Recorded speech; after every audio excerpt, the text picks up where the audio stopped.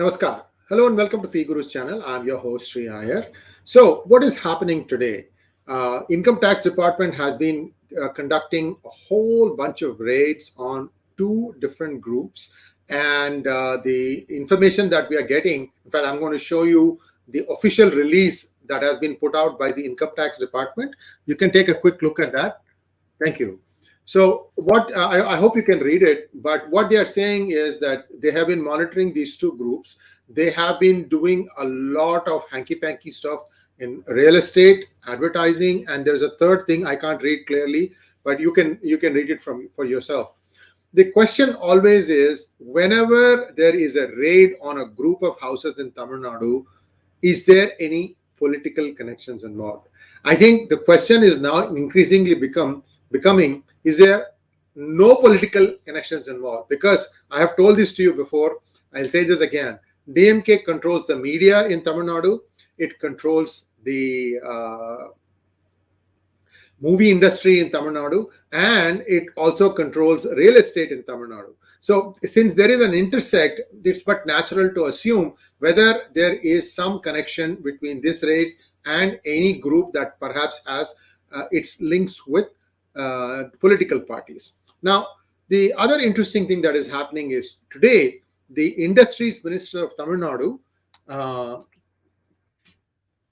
Thangam Thennarasu, he is actually going to be addressing Indian Americans in the Bay Area in the evening, and he's probably going to pitch for Tamil Nadu as a destination for industrial houses and so on and so forth. Now, the question that is uppermost in everybody's mind is Tamil Nadu really the destination for industrial houses, especially when you can see the amount of challenges that an industrialist will have if they set up plant in Tamil Nadu. First one, the Sterlite plant. What happened there? Enormous investment, and the thing has been closed, whether it is ADMK or DMK, the plant has been closed. Vested interests have made sure that plant can never come up. Next, Tamil Nadu suffers from a serious power shortage problem. And when asked, the minister said that it is because of a lot of squirrels moving between power lines. That is why we are having outages. This was something that was given a few months ago. They in fact, make fun of the minister for having come up with this kind of an excuse. Serious amount of load shedding going on. I have been in Tamil Nadu recently, and I know I experienced it firsthand. So that is the other problem. Third, the utterances of some of the DMK party machinery, that there should be genocide of one group of people, that they will go for separate state. See, when a NRI, when a non-resident Indian or a foreign company likes to invest in a particular state, they would like to make sure that the state has, multiple ways of guaranteeing that the operation will be smooth. Can Tamil Nadu, with this kind of an official statement, still convince people to say, come and invest, when anything that comes in from abroad, they are going to look at meritocracy, they're going to look at being able to hire the best talent around, being able to get unrestricted power, infrastructure, water, and so on and so forth. And that's what they are seeing is the exact opposite. I mean, the government itself is making these statements. So how does one convince anybody to come and set up shop in Tamil Nadu? That's the big question, I think, that he will have to answer. Also, it is believed that he is like a pilot. When Stalin visited Dubai, he was there before that. And then again, it is expected that Mr. Stalin might also come calling to the United States seeking businesses, and he probably might have a meeting or two in the Bay Area.